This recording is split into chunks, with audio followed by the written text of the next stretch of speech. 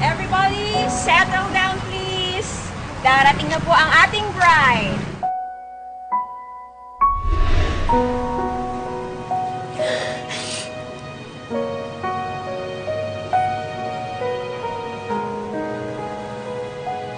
Bagong laba ko yan. Hindi ko pa nagagamit. Salamat. Jonas nga pala. Isabel. Jonas, alam kong malapit ka kay Maya. At ganun din siya sa'yo. Pero... ikaw ba, Isabel? Tayo ba? Hindi ba tayo malapit sa isa't isa? May aaminin ako sa Isabel. Alam ko hindi ito yung tamang panahon dahil sa mga nangyayari. Pero paano kung mawala ka na naman sa paningin ko? Paano kung maglaho ka na naman na hindi pa ako nakakapagtapat sa'yo? Isabel, gusto kita. Noon pa man gusto na kita.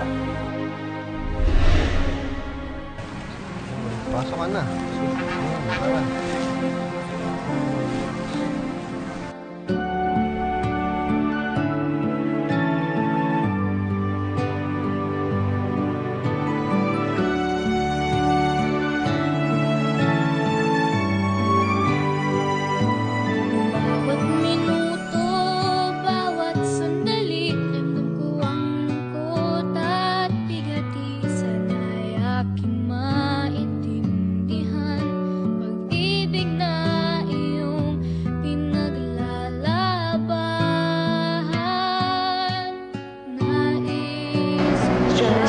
Salamat at lagi kang nandyan para sa akin at sa anak ko. Pero alam mo naman na hindi pa talaga ako handa sa ngayon. Sigurado naman ako na may bukas pa rin, di ba? Hindi ko alam kung kailan ko mabibigay sa'yo yung bukas na yun. Okay lang, Isabel. Basta magdarating yung bukas na yun para sa akin. Ubus na yung tiwala ko sa'yo. Kaya pwede ba umalis ka na? Kung hindi daw ako tetestigo laban sa'yo, papatayin ka nila. Isabel, I don't have any options.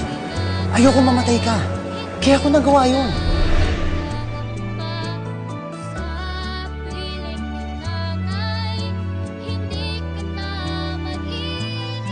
Anak, alam mo naman kasi na mahal kita. Saka hindi ko kayang mawala ka sa akin. Alam ko naman na gutom ka. Kaya, pinagtiran kita ng paborito mo. Thank you, Nanay. Huwag na huwag mong iiwan si Nanay. Kahit na anong mangyari, hindi ka dapat mawala sa tabi niya. Sawayin mo na lahat ng utos ko. Galitin mo siya, paiyakin mo siya, pero huwag na huwag mo siyang iiwan mag-isa. Paano ang bilisan niyo? Baka mabutan nila tayo! Layuan mo na kami!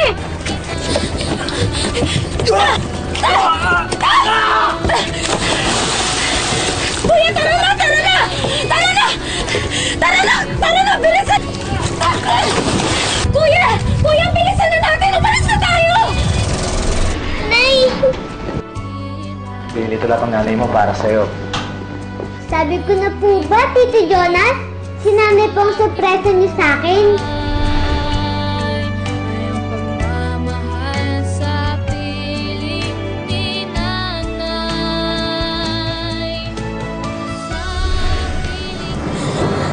Kamusta ka?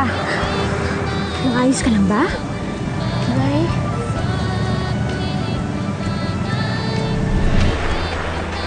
Anak, para sa'yo to. Kanina ka pa giniginaw. Gamitin mo muna ang pangkumot mo para mabawasan naman yung panginginig mo.